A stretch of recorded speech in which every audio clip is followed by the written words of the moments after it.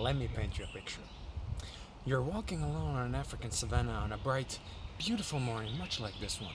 You're gazing around your surroundings when you see the most beautiful animal that you have ever seen. Now, in your excitement as you're admiring this animal, you let out a tiny little sound, just expressing your awe for this magnificent creature. But as soon as this animal hears that sound coming from your mouth, it becomes visibly terrified and just runs away. Why? Why did this animal just take off despite you holding no malice toward it whatsoever? Well, this is where my study comes in. Hi, my name is Kasper Menkos, and I'm a PhD researcher here at the University of Helsinki.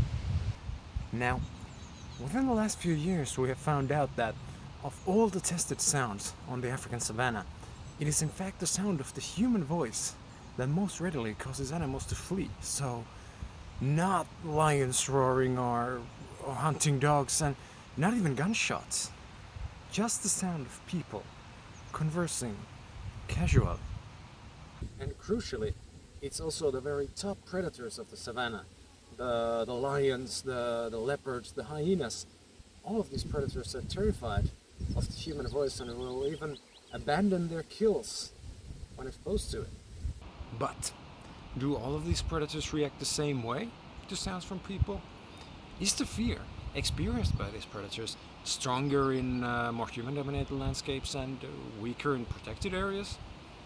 And crucially, if mere human voice terrifies these predators, could just recordings of it be used in deterring predators from livestock, for example? These are the questions that I endeavor to answer in my study. But how will I do this? Well, I will use systems of integrated camera traps and speakers to study predator reactions to human sounds. And what's more, I will incorporate species identifying AI software from my team member Kim Hendricks in order to build species-specific predator deterrents. And with me on this mission are my team members.